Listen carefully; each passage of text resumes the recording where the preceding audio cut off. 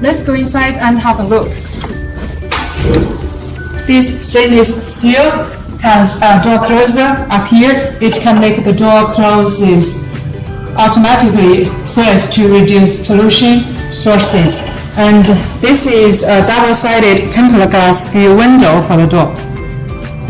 This modular cleanroom is made of sandwich wall panels and view glass windows.